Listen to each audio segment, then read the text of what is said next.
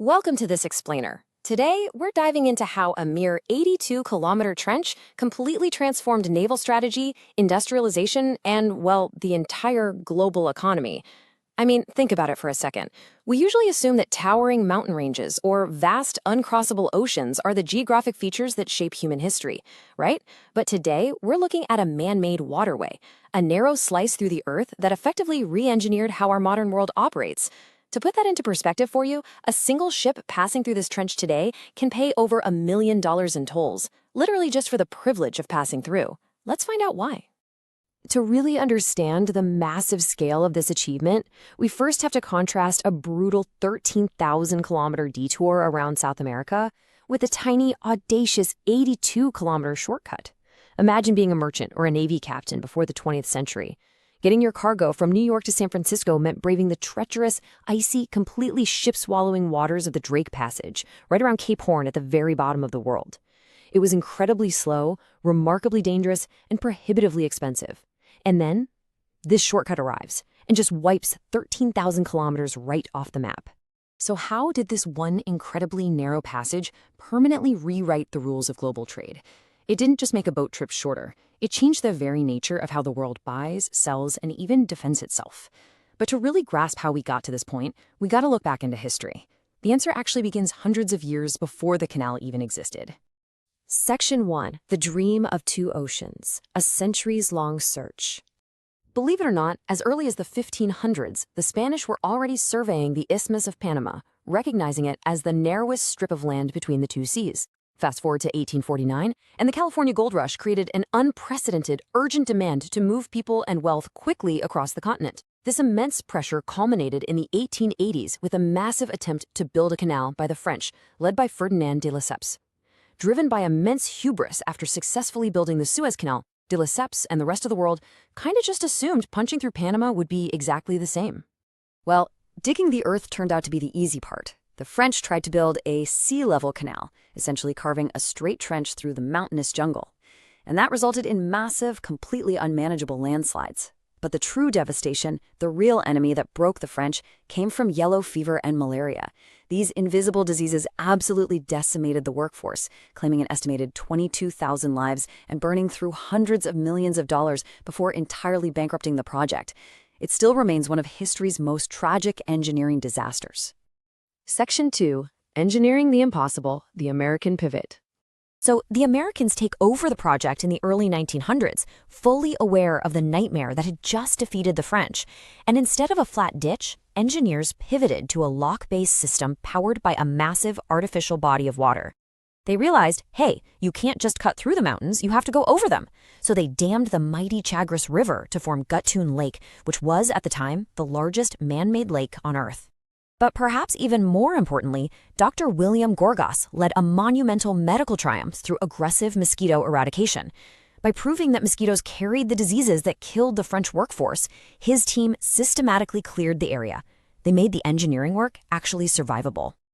Now, surprisingly, the canal doesn't work the way most people think. There are absolutely no giant mechanical water pumps doing the heavy lifting here. When a ship enters the lock chamber at sea level, valves are opened, and gravity simply pulls over 50 million gallons of fresh water down from Gatun Lake right into the chamber. The rising water effortlessly lifts these vessels, weighing tens of thousands of tons, up to the level of the lake, 26 meters above sea level. They sail across the continent and are lowered the exact same way on the other side. It is just pure, elegant physics. Section 3. Reshaping Global Trade, World Economics. With the canal finally opening in 1914, the physical barrier was broken, and the economic floodgates were officially opened.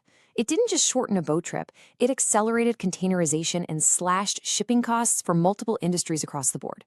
I mean, when you remove thousands of miles from a supply route, you save unimaginable amounts of fuel and labor. Take a cargo ship carrying electronics from Asia to the US East Coast, for example. Suddenly, its journey was cut by weeks. That translates to massive fuel savings that ultimately got passed right on to the consumer. It laid the very groundwork for the modern supply chains we rely on every single day.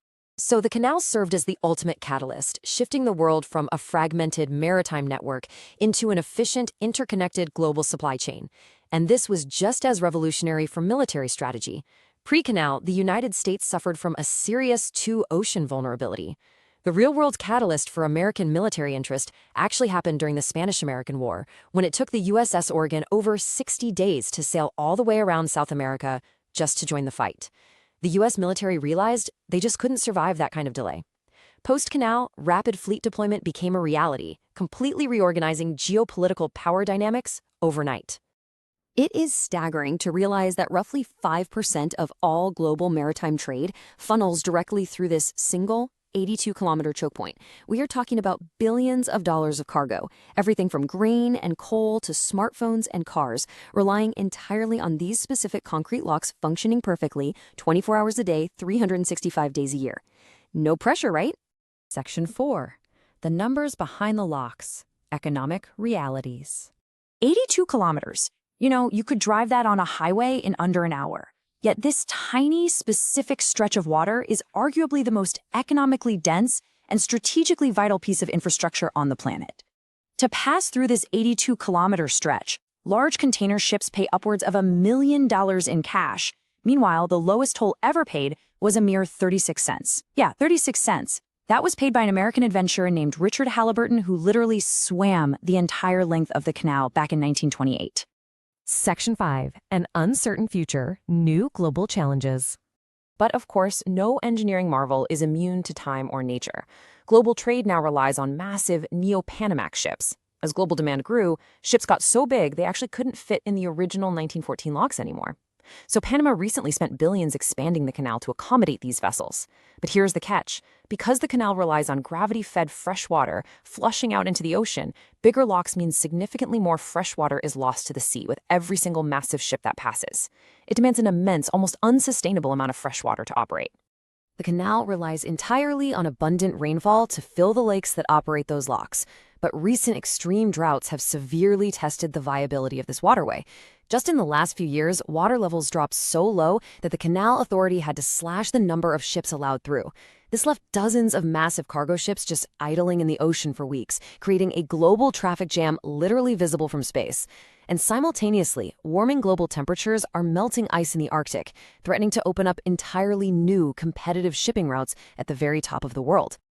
The Panama Canal didn't just shorten voyages, it brought the world closer together. This beautifully summarizes our journey today.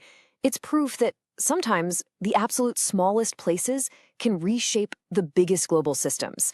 It stands as a true monument to human ingenuity, our ability to look at an impassable, towering continent and figure out a way to just sail right through it. While new challenges from shifting trade routes and climate change definitely loom large, the canal's impact on human history, economics, and logistics is already undeniable. This one narrow passage helped invent the globalized world we live in today. The world is changing rapidly, and now you understand exactly why. I want to leave you with this final thought to consider. As our climate shifts and ships grow larger, can this 82-kilometer engineering marvel survive the next century of global trade? Will engineering save it once again, or will the global map be completely redrawn by a changing climate? It's a fascinating question. Thank you so much for diving into this explainer with me, and keep exploring the incredible systems that shape our world.